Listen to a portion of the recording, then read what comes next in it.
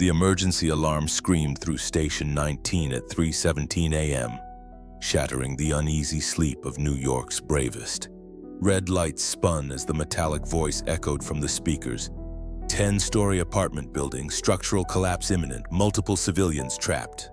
As the crew scrambled into action, no one noticed the old man in the corner slowly setting down his coffee cup. They were about to learn how Captain Smokestack Davis had earned his nickname in the tunnels of Vietnam. Welcome to the Vietnam Stories.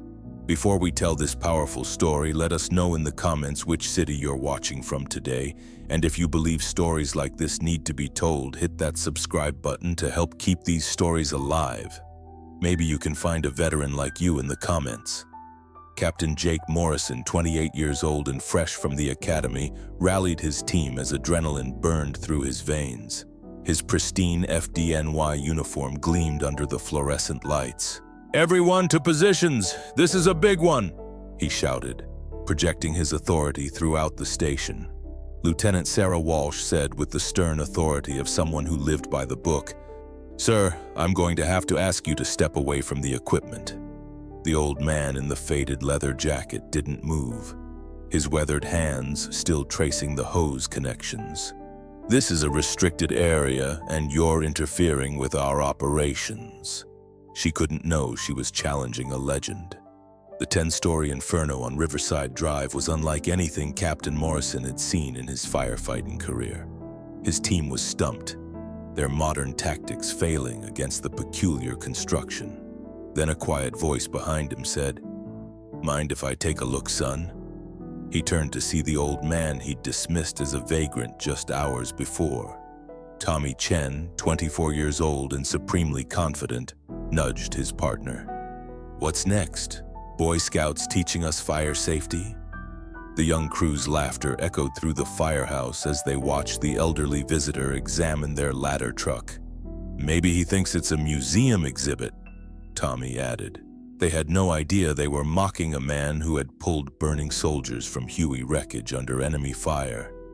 "Where did this old guy come from?" whispered young firefighter Marcus Rodriguez. "He's looking at our equipment like he's fought 1,000 fires." The old man, Captain William Smokestack Davis, was 74 years old and carried every one of those years on his shoulders. His faded leather jacket bore the traces of countless fires. The faded patch on his left chest showed a silver helicopter on a starred blue circle, its colors lost to years of sun and wear. It was the emblem of a unit that officially never existed, a special operations task force from the Vietnam War codenamed Red Hair Hell. "Sir, please don't touch our equipment." Lieutenant Walsh's voice was sharp and decisive. "You're violating security protocols." Captain Davis's pale blue eyes shifted from the machine to the young officer. There was no anger, fear, or even annoyance in them, only a deep, unshakable focus, as if Lieutenant Walsh were a minor distraction. Like a buzzing fly in a room that held a far more interesting puzzle. The radio crackled. "All units! 10-story residential building at 1247 Riverside Drive. Structural integrity compromised, high collapse risk. Estimated 30 to 40 civilians trapped. Priority 1, evacuation." Morrison's face tightened. These kinds of fires were career breakers. You either become a hero or get remembered for failure. "Team, move out. Walsh, you'll control the water supply with the second team. Chen, you stay with me." The old man approached Morrison. "Son," he said, his voice low but clear, "there's something you need to know about that building." Morrison turned, impatience readable on his face. "Sir, we have an emergency situation right now. For your safety, please remain at the station." "I built that building in the 1970s, Davis continued calmly. "The support beams aren't standard. There's a hidden exit in the east wing." Morrison hesitated. The calmness in the old man's eyes unsettled him. This wasn't the absence of panic or fear. This was a composure tested in countless crises. Red trucks had filled Riverside Drive. The 10-story building was shrouded in black smoke, flames shooting from the windows. Families gathered on the sidewalk in panic. Mothers clutching their children tightly and elderly people waiting beside ambulance technicians. "There are still 4 people on the 6th floor," shouted Battalion Chief Rodriguez. "Second stairwell access is blocked. Main stairwell is too hot." Morrison looked at the building. The situation was much worse than they'd learned. The steel frame structure was groaning under heat stress. It could collapse within hours. "Attention team leaders," Morrison spoke into the radio. "Standard search and rescue protocol. Team A will enter via main stairs, Team B via fire escapes." "Captain," a calm voice came from behind. Morrison turned. The old man stood there wearing a reflective safety vest over his leather jacket. "What the hell are you doing here?" Morrison nearly shouted. "This is a fire scene, not for civilians." "There's a hidden exit in that structure," Davis repeated, the urgency in his voice catching Morrison's attention. "A panel door from the 6th floor leading directly to the external fire escape. The builders used it as a worker exit." Morrison's mind raced. If it was true, this exit could be the fastest way to reach the trapped civilians. "Listen, old man," Morrison said harshly. "Professionals are working here. Your 50-year-old construction knowledge won't help us." Tommy Chen approached, breathless. "Captain, main stairwell is too hot. Second team has pulled back. We can't get to the 6th floor." Davis turned to Morrison. "On the east exterior wall, 6th floor, 3 windows to the left. You'll see a metal panel. Hit it with a fire axe. There's an emergency exit stairwell behind it." "What do you know?" Chen mocked. "How much do you think has changed since the 1970s? Davis's eyes shifted to Chen. There was no anger in them, only deep sadness. "Son, fire never changes. People never change. And when I worked on that building, we put safety exits on every floor." Morrison hesitated. He was racing against time, but trusting an old man's hazy memories could be career suicide. "Captain," the radio crackled. "The family on the 6th floor, they have children too. Smoke is increasing. Time is running out." Morrison's heart clenched. People were going to die and he was hesitating. Davis approached, lowering his voice. "In Vietnam, at Khe Sanh Base, 1968, there was a bombed hospital. 12 soldiers trapped inside. Standard exits were blocked." He paused, feeling the weight of the memory. "I found an old tunnel from the French era. Thanks to that tunnel, I got them all out." Morrison looked into the old man's face. This wasn't the story of a bragging old-timer. This was the calm confidence of someone who had lived the truth. "Swamp rat," Davis added quietly. "That's what the Vietnamese called me, because I found escape routes from impossible places." "Captain, this is ridiculous," Lieutenant Walsh interjected. "We're not considering the risks. Who is this man? Why should we trust his word?" "Because," Battalion Chief Rodriguez approached, holding a folder. "I just checked. William Davis, Vietnam veteran, served 35 years with FDNY. Retired in 1992. 3-time Hero Award recipient." Silence fell. The young crew's faces changed. The mocking smiles had vanished. "Silver Star and Bronze Star holder," the chief continued. "Official record states, extraordinary courage and exceptional sacrifice in saving human lives." Tommy Chen stepped back, his face reddening. I didn't know." "Of course you didn't know," Morrison said bitterly, "because you only looked at what you could see."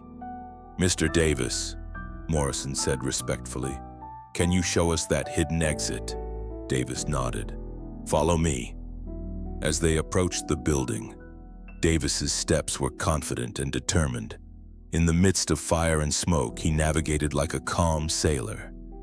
"There," he said, pointing to a specific spot on the east wall. "Metal panel, hidden with paint. There's a small plaque that says emergency exit, but the paint has covered it." Morrison looked closely. Indeed, a faint metal plaque could be seen among the paint layers. "Chen, get the axe," Morrison commanded.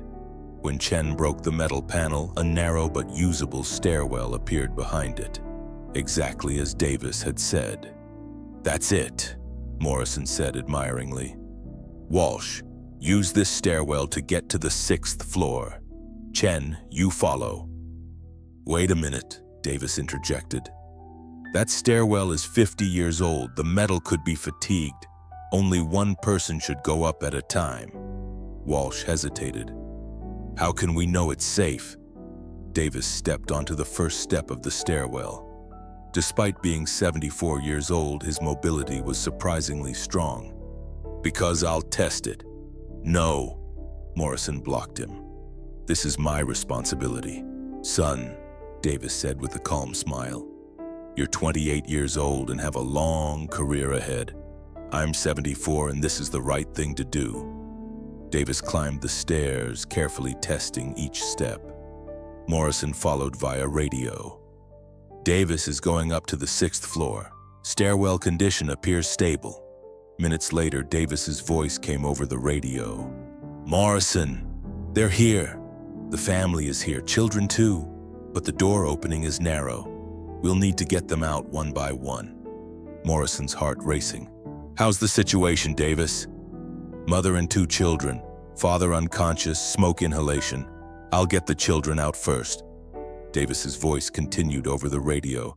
"First child coming down. Be ready." A little girl slowly descended the stairs, guided by Davis. Morrison took her in his arms. "Second child," Davis added. This time an 8-9-year-old boy. "Mother is coming," Davis reported. "But there's a problem with the father. He's too heavy and I can't carry him alone." Morrison shouted from below. "I'm coming down, let me help." "No," Davis responded firmly. "The stairwell isn't for 2 people. I'll find a different way." The minutes were long. Finally, Davis's voice. "Okay, we'll get the father out with a stretcher via the standard stairwell. Smoke has decreased, passage is clear." When the entire family was safely evacuated, Davis descended the stairs for the last time. He was tired but determined. Morrison approached him. "Mr. Davis, I don't know how to thank you. You saved 4 lives." "Don't thank me," Davis said quietly. "Just do what's right. Always." Chief Rodriguez approached. "Davis, that performance was extraordinary. After 35 years, you're still among the best." The young crew quietly approached. Tommy Chen stepped forward. "Mr. Davis, I'm sorry. I was disrespectful to you." Davis looked at Chen, understanding rather than anger in his eyes. "Son, you're just learning. I made the same mistakes when I was your age."